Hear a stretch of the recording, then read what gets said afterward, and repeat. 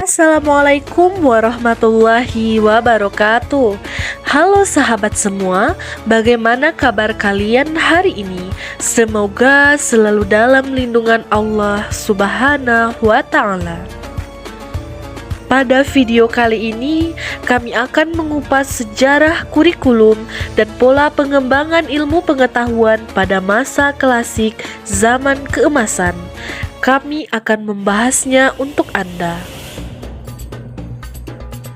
Runtuhnya kerajaan Romawi pada abad ke-5 Masehi merupakan awal dari zaman pertengahan yang gelap, yaitu ketika Eropa mengalami kemunduran peradaban. Sedangkan di timur peradaban mengalami pemajuan yang sangat pesat, sehingga Islam selama kurang lebih 5 abad menjadi mercusuar dalam segala aspek. Di antara penyebab kemajuan tersebut adalah adanya asimilasi budaya antar bangsa, fanatisme kearaban yang melekat pada zaman Umayyah mulai ditinggalkan dan diganti dengan prinsip egalitarisme dalam segala aspek dan diperkuat dengan dasar-dasar agama sebagai sendi negara. Usaha-usaha penaklukan yang dilakukan umat Islam pada masa sebelumnya, pada masa pemerintahan Al-Ma'mun, yaitu ketika orang-orang Islam menerjemahkan buku-buku Yunani, Persia, dan India ke dalam bahasa mereka. Perhatian Al-Ma'mun terhadap proses penerjemahan ini sangat besar terlihat ketika mau membayar Hunayyan dengan emas seberat lembaran-lembaran yang ia terjemahkan. Proyek besar ini bukan barang mubazir yang hanya menghiasi rak buku khalifah, tetapi sejarah membuktikan dengan lahirnya para sarjana muslim dari berbagai disiplin ilmu yang namanya masih harum sampai sekarang.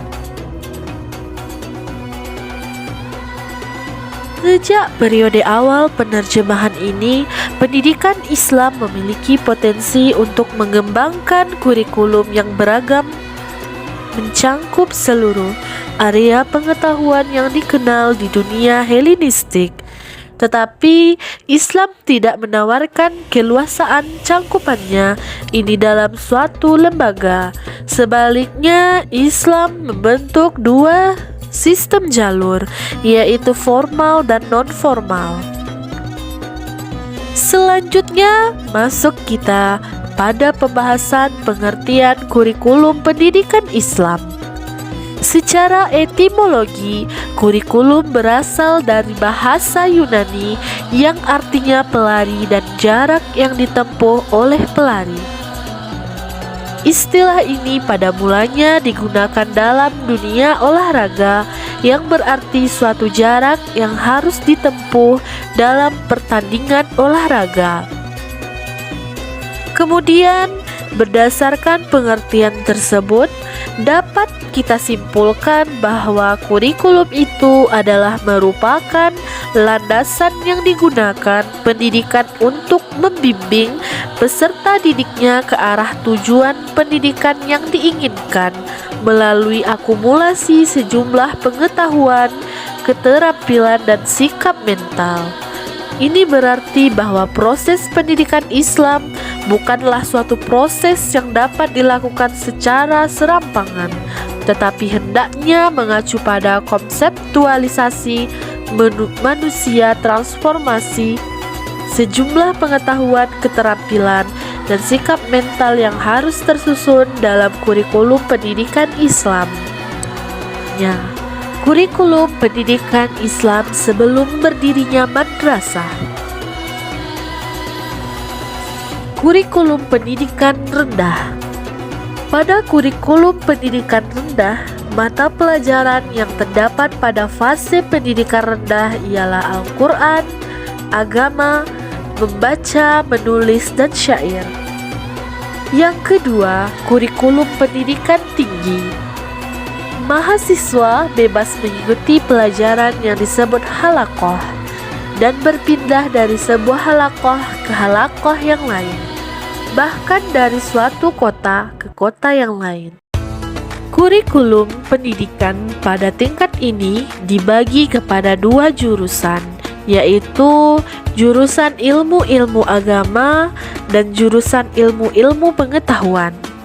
Lebih jelas, saya akan membahas apa itu kurikulum pertama dan apa itu kurikulum kedua. Pada kurikulum pertama, sejalan dengan fase di mana dunia Islam mempersiapkan diri untuk mendalami masalah agama, menyiarkan dan mempertahankannya. Kurikulum jurusan ini adalah tafsir Al-Quran, hadis, fikih dan usul fikih, nahwu, saraf, balaghah, bahasa dan sastra. Sedangkan pada kurikulum kedua merupakan ciri khas fase kedua, perkembangan pikiran umat Islam ketika umat Islam mulai bersentuhan dengan pemikiran Yunani, Persia, dan India. D. Madrasah pada masa klasik.